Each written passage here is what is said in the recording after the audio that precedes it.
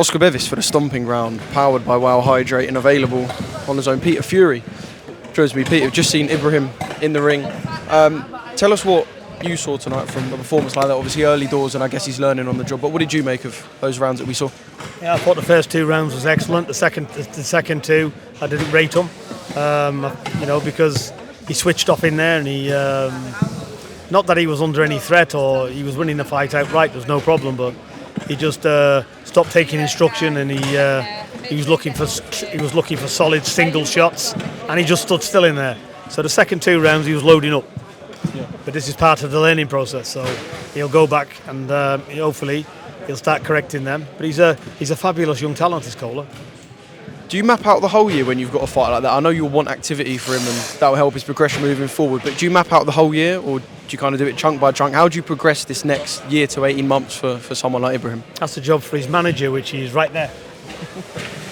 An easy job? Latif, you're the one who keeps him busy, so can we get you over here, because you need to answer some questions that I don't know.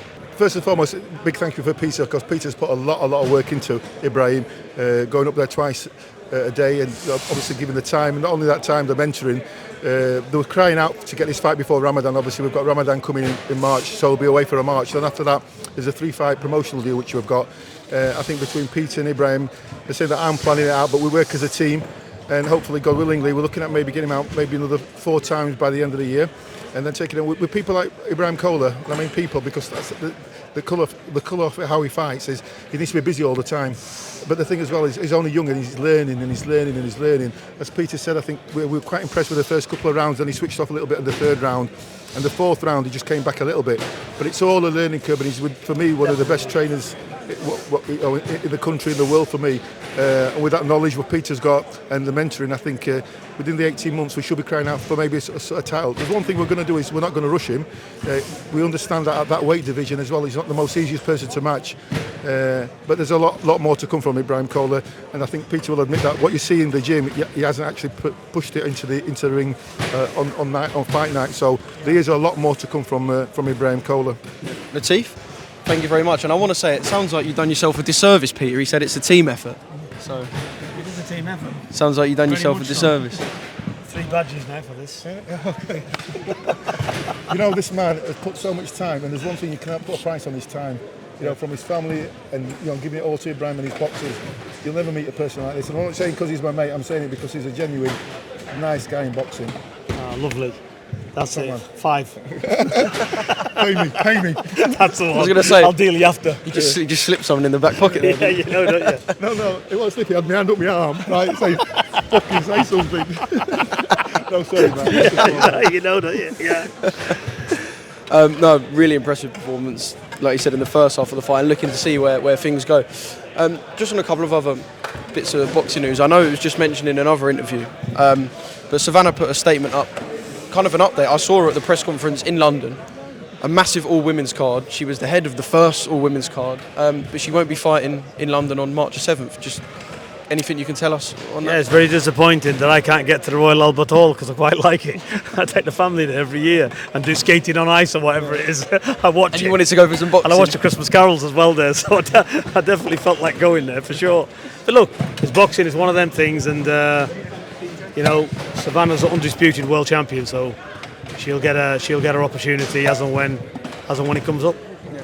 Is it potential now that she might fight up north, or is there anything penciled in a way, or is it just that kind of disappointment of that has been a little bit of a roadblock? I haven't really spoken, but look, if a fight gets cancelled, it gets cancelled. For me, it doesn't matter. As long as she gets a fight soon, and she gets back in the ring, then it'll be good. Yeah. And just on Hughie, I mean, I know there's a massive heavyweight card being announced on Monday from Queensbury. Been some massive heavyweight fights in Riyadh.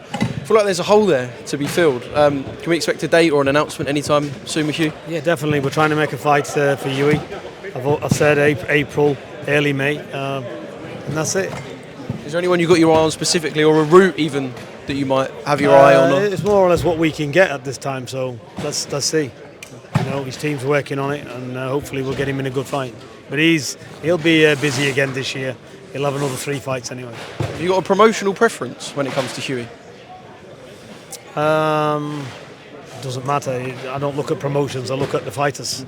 we want to see good fights, don't we? Final one. Dubois Parker coming up, Feb 22nd. Just want to know how you see that fight, how you break down that fight, and who you think wins. I think it's a terrific fight. It's all about the game plans in this fight, how they go about it. Yeah. So I'm sure both fighters will have examined the other one phenomenally, and the good thing with these two, they're both coming off good wins. So it's a good fight to see. I think it's good for the heavyweight division. I spoke to Andy Lee, and I mean he's been quite vocal in saying that he feels like Daniel's overlooking Joe. I mean, jumping in the ring and confronting Usyk might be a bit of a sign of that.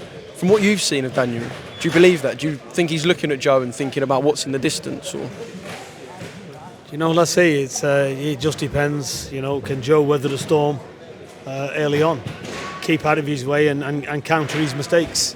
I think Joseph Parker will be looking to do just that. He's looking to box and counter, because Dubois doesn't seem to stand back. He comes in, doesn't he? So it's I think it's an intriguing fight for sure.